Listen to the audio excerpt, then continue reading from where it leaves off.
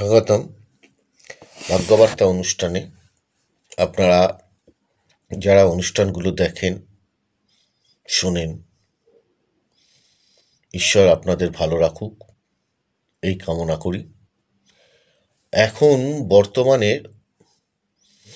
জমির যা দাম, তাতে মানুষের জমি কিনে বাড়ি তৈরি করা, যারা খুবই নিম্ন মধ্যবিত্ত তাদের ক্ষেত্রে কিন্তু প্রচণ্ড অসুবিধের মধ্যে পড়তে হয়। তো এখানে আমি দুটো কথা প্রথমেই বলে রাখি। 6 লর্ড আপনার জন্ম কুণ্ডলিতে, আপনার ডি চার্টে যদি দেখা যায় যে 6 লর্ড বলবান থাকে, তাহলে আপনি ভাড়া বাড়িতেও সুখে থাকতে পারবেন। আর 4 লর্ড যদি দুর্বল থাকে, তাহলে আপনি নিজের বাড়িতে থেকেও অসুস্থতা ফিল করবেন। কি বললাম কথাটা? চতুর্থ আমাদের মাতৃসুখ, চতুর্থ আমাদের বন্ধুবান্ধব, চতুর্থ আমাদের পরিবেশ, চতুর্থ আমাদের গৃহ। এই চতুর্থের লর্ড যদি দুর্বল থাকে, চতুর্থ অধিপতি যদি দুর্বল জায়গায় অবস্থান করে, তাহলে আপনি আপনার বাড়িতে থেকেও আপনার শারীরিক, মানসিক, অর্থনৈতিক কোনো দিক ভালো থাকবেন না, একদম গ্যারান্টি।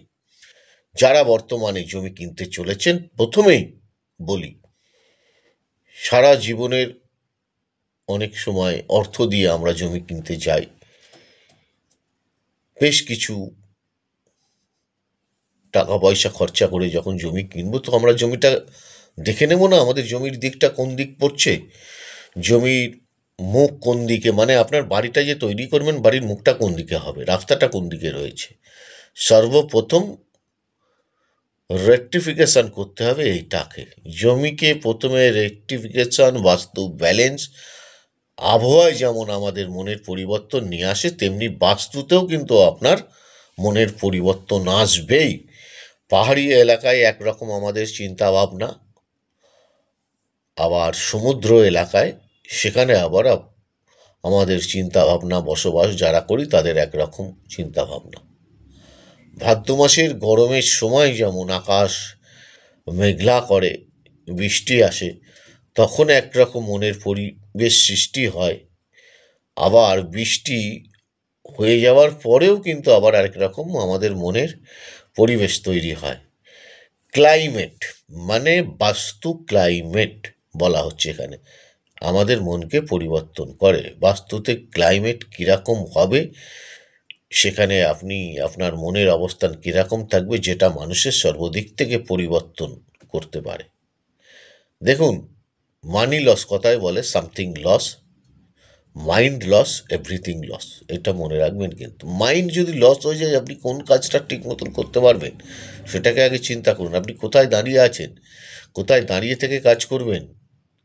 আপনি নিশ্চয়ই আকাশে দাঁড়িয়ে থাকতে পারবেন না, আকাশে দাঁড়িয়ে থেকে কোনো কাজ করতে পারবেন না, জলে দাঁড়িয়ে থেকে আপনি কোনো কাজ করতে পারবেন না। অতএব ভূমি, আপনার বাস্তু, সেইটাকেই আগে ব্যালেন্স করতে হবে, তারপর আপনি আপনার কর্মের দিকে এগোতে পারেন। এই জন্যই আমি সবার আগে বলি বাস্তু ব্যালেন্স তৈরি করতে। ভালো থাকার দায়িত্ব আপনি যেমন নেবেন, আবার খারাপ থাকার দায়িত্বও কিন্তু অজান্তে আমরা নিয়ে ফেলি। এর জন্য অন্য কাউকে দায়ী করার কারণ নেই, আমরা নিজেরাই দায়ী। সেটার একমাত্র উৎস হচ্ছে বাস্তুশাস্ত্র প্রবক্ষ্যামি লোকানাং হিতকাম্যয়া। বাস্তুশাস্ত্র মানুষের হিত কামনার জন্য তৈরি করা হয়েছিল। অ্যাজ ইউ লাইক, আপনি যদি পছন্দ করেন বাস্তুশাস্ত্র মেনে বাড়ি তৈরি করবেন। আপনার বাড়ির মুখটা কোন দিকে রাখবেন, দক্ষিণ না উত্তর না পূর্ব না পশ্চিম। এখানে আবার আরেকটা কথা বলে রাখি, এক এক লগ্ন, এক এক রাশি অনুযায়ী কিন্তু বাস্তুর দিক নির্ভর করে। তবে আমি ছোট করে বলে দিই আপনাদের, যেসব বাড়ির উত্তর দিকে মুখ আছে সেই সব বাড়ি কিন্তু ডেভেলপমেন্ট হয়।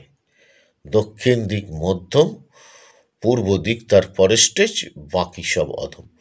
ওভারঅল আপনার প্ল্যানেট পজিশনটা নির্ভর করবে আপনি কি ধরনের বাস্তুতে বসবাস করলে সুখ শান্তি লাভ করতে পারবেন, পরিবারকে নিয়ে ভালো থাকতে পারবেন এবং নিরোগ থাকতে পারবেন এবং দীর্ঘজীবী হওয়ার উপায় কিন্তু সেই বাস্তুশাস্ত্রের মধ্যেই লুকিয়ে রয়েছে। অর্থনৈতিক ব্যালেন্সও লুকিয়ে রয়েছে, আমাদের সন্তানের ভূত ভবিষ্যৎগুলোও সেখানে লুকিয়ে রয়েছে, আর আমাদের অর্থনৈতিক সাংসারিক সুখ স্বাচ্ছন্দ্য অগ্রগতি টোটাল ব্যালেন্স আমি বলে দিলাম এই বাস্তুর ওপরে।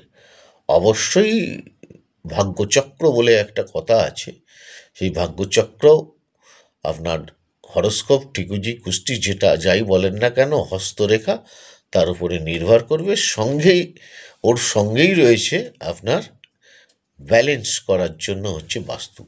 ওই হরোস্কোপই বলেন, হাতি বলেন, ঠিকুজি গোষ্ঠী বলেন, যাই বলেন না কেন সব কিছুই আপনার লুকিয়ে আছে ওই হরোস্কোপের ওপরে। বাস্তুশাস্ত্রের সেখানেও কিন্তু লুকিয়ে আছে, ওই হরোস্কোপের মধ্যেই বাস্তুশাস্ত্র লুকিয়ে আছে, এটাই বলার কিন্তু মেন উদ্দেশ্য। অতএব যাই করবেন বুঝে করুন, ভালো থাকার জন্য এই অনুষ্ঠানগুলো। ঈশ্বর আপনাদের ভালো রাখুক, আপনারা ভালো থাকুন।